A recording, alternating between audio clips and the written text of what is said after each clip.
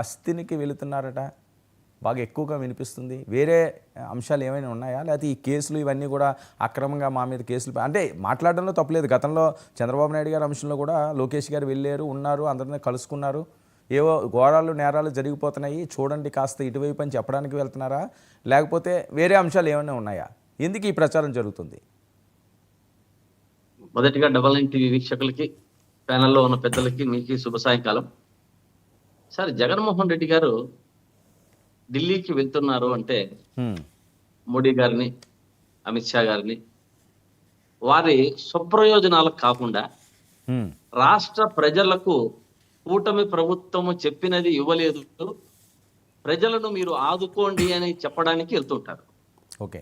కానీ కూటమి పెద్దలు మాత్రం దేనికి వెళ్తుంటారంటే జగన్మోహన్ రెడ్డిని ఎప్పుడు అరెస్ట్ చేయాలా, జగన్మోహన్ రెడ్డి క్వార్టరీని ఎప్పుడు అరెస్ట్ చేయాలా అన్న అంశాల మీద మాత్రమే వాళ్ళకు రాష్ట్ర ప్రయోజనాలు కానీ ప్రజల సంక్షేమం కానీ వారికి గుర్తురాదు.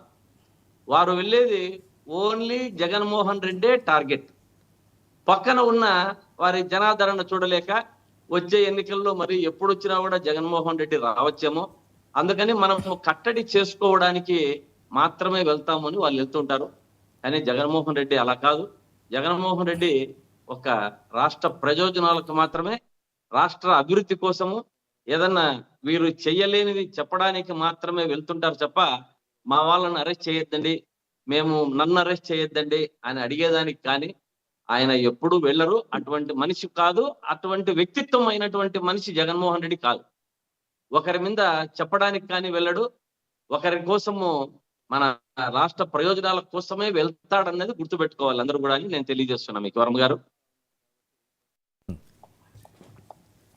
కాదండి, ఆయన అరెస్ట్ని ఆపుకోవడానికి డైరెక్ట్గా మోదీ గారితో, అమిత్ షా తోటి మాట్లాడే అవకాశం ఉంది, నన్ను సేవ్ చేయండి అని అంటారని.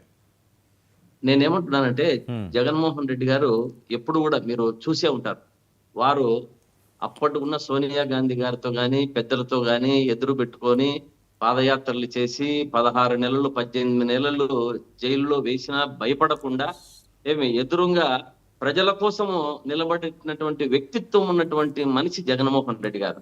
అట్లా భయపడి నన్ను అరెస్ట్ చేయొద్దండి, నాకు అరెస్ట్ చేస్తే నేను ఇదైపోతా అని అట్లా అడుక్కునేవాడు కాదు, అడగడు కూడా. ఎప్పుడు అది కలలో కూడా ఊహించుకోకూడదు జగన్మోహన్ రెడ్డి దగ్గర.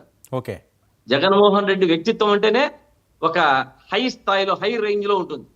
దాని గురించి మనం ఆలోచించాల్సిన పనే లేదు. ఒకే మాట, ఒకే బాట. అతను ఏ మాట చెప్పినా మాట తప్పడు. అటువంటి కార్యక్రమంలో జగన్మోహన్ రెడ్డి ఉంటారు తప్ప భయపడి అక్రమ అరెస్టులకు భయపడి నన్ను లోపల వేయద్దండి, నన్ను కాపాడండి ప్రభు అనే దానికి మన మోడీ గారి దగ్గరికి అయితే వెళ్ళరు. ఓకే. రాష్ట్ర ప్రజలకు చెప్పండి. సురేంద్ర నాయుడు గారు, ఒక్క నిమిషం అండి. సురేంద్ర నాయుడు గారు వెర్షన్ తీసు. సురేంద్ర నాయుడు గారు, రాష్ట్రంలో జరుగుతున్న అన్యాయాలు లేకపోతే అక్రమాలు, అవినీతిలో వీటి మీదే గలం విప్పడానికి జగన్మోహన్ రెడ్డి గారు ఢిల్లీ వెళ్తారు. అంతేగాని ఆయన అరెస్టుల కోసం, వేరే అరెస్టుల కోసం నన్ను ఆపండి అని బతిమాలుకుండే క్యారెక్టర్ కాదు. ఒక టైంలో అయితే దేశాన్నే ఊపేసిన కాంగ్రెస్నే డోంట్ కేర్ అని బయటకు వచ్చిన ఆయన మాట తప్పే మనిషి ఏం కాదు, భయపడే మనిషి అస్సలు కాదు అని. మరి జరుగుతున్న ప్రచారాలు ఏంటి? మోడీ గారిని ఏమని మోడీ గారు నన్ను అరెస్ట్ చేయొద్దని చెప్పండి, నన్ను కాపాడు